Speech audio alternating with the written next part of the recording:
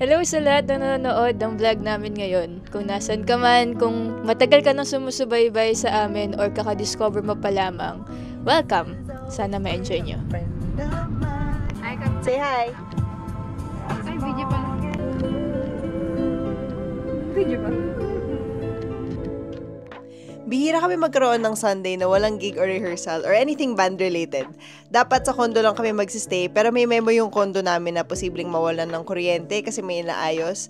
Kaya yun, nag-decide na lang kami na mag-brunch sa labas. Archie!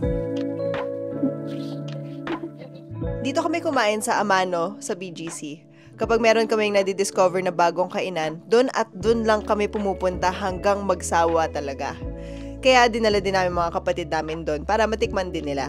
In-order at pinaghatian na namin ni Agnes yung breakfast steak kasi minsan lang naman, tsaka share naman kami, girl math lang.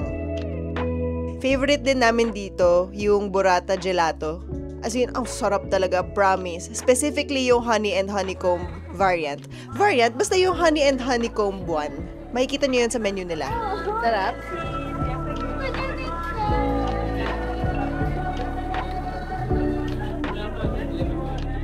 Itong si Archie talaga yung panalo every time may mga day out kami with the dogs kasi favorite niya yung maglakwat siya sa labas, yung tumakbo, maggala.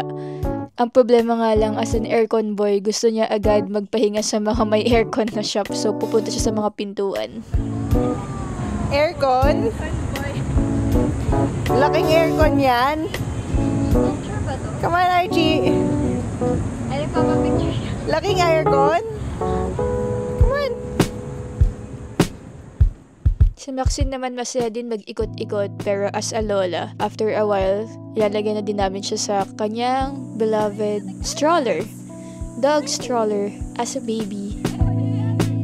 Pag nakasakay na siya dun sa stroller, she really likes looking around, observing people. Like, alam niyo yung mga usual na lola talaga. Pero mas favorite nila pumunta dito sa aircon shop na bilihan ng kanilang mga treats. Speaking of treats, alangan naman na sila lang yung meron. Dahil mahina akong nilalang, I decided to treat myself to another Smisky. To be fair sa sarili ko, bihira naman ako bumili at isa-isa naman kapag bumibili ako. Too early for milk tea, you guys. It's too early. Aircon?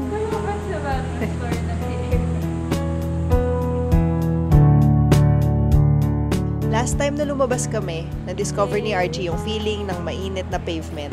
Kaya ayun, simula nun, kapag alam niyang mainit yung lalakaran niya, nagpapabuhat na siya. Kaya talaga ako nag-workout ay para mabuhat siya. Si Maxine on the other hand, no problem kasi naka-stroller. Kumusta? Bigat. Ang bigat niya. Archie! We had lots of time to kill, kaya nagkape muna kami sa Percentage Arabica. Or Arabica lang ba yun? Never natin nalaman kung ano yung tamang name nun. Comment down below. Comment down below if alam niyo kung ano ba talaga yung title nila. Title? Yung tawag sa kanila, yung brand name. Anyway, napagod na rin kami kakaikot, buti na lang malakas sila magpa-aircon dito. Natsambahan din namin na wala masyadong tao nung pumunta kami. Nakakuha pa ng booth yung mga kapatid namin para dun din sila mag-work. Our go-to order here is their iced Kyoto latte. Tamang balanse lang siya ng maalat at matamis. Super okay sa amin kasi ayaw namin ng matamis. Kapag nagkakape kami sa labas, gusto naming sinusubukan yung mga hindi namin kayang gawin sa bahay. Ayun, tambay muna kami here. Tambay here!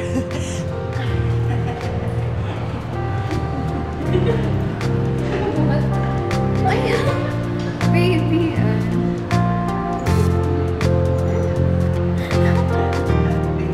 Marami kami mga napag-usapan, na-share ng mga reels at TikToks at mga napagkwentuhan.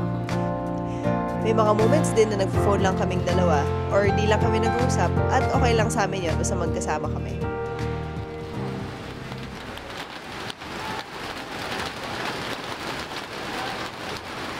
Nung lunchtime na buti na lang nakaupo kami agad bago umulan ng malakas.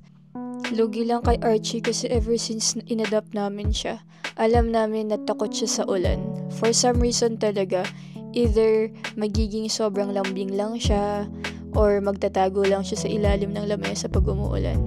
Meanwhile, si Maxine syempre medyo malamig so inaantok na yan.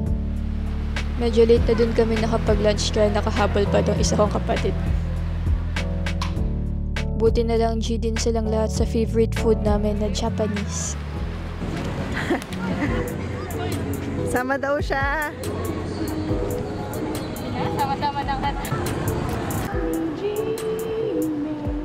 We decided to go home nung naubusan na kami ng gagawin. Buti naman kasi ayoko nang gumastos. Parang the longer we were outside, mas marami kaming ginagastos.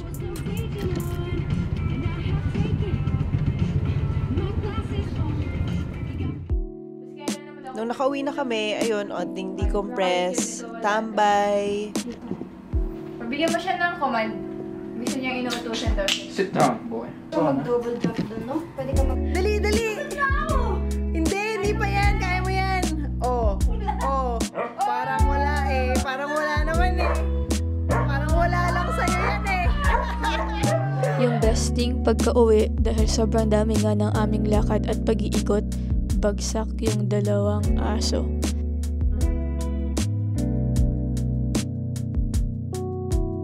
At kami nakapanood ng sinusubaybayan namin na House of the Dragons. Dragon? Isa lang siya, House of the Dragon. Princess Rhaenyra. It's long past time,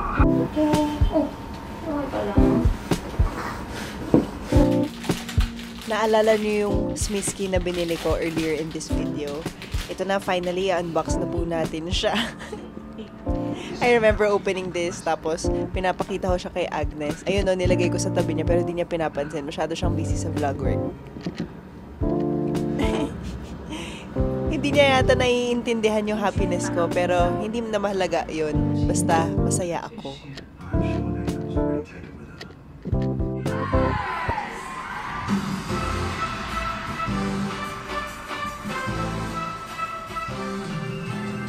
Hindi kami pinagpala ng mga ticket lords, buti na lang may live stream tong Beanieverse. Sinubukan namin maghanap ng tickets until the last minute, pero grabe ang mahal ng mga tickets kapag galing sa scalper. X, no anti-scalper. Okay lang din naman na dito kami sa bahay nanood kasi at least naka-aircon, may pizza, kasama dogs, pwede pa kami mag-edit ng vlogs.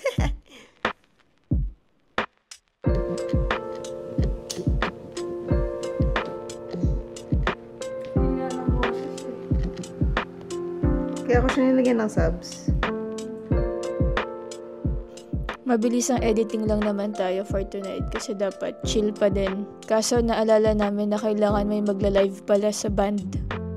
Ating mood ngayon, I'm trying to do the could be something vibe because it's also could be something's first anniversary pala ng could be something. Oh? This era. After that quick live, back to pahinga na. So, nanood kami ni Pat nung skinor niya na Marahuyo Project. It's a queer barkada story.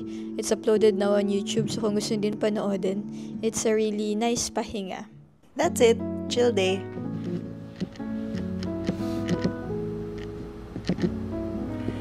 Good night. Good night.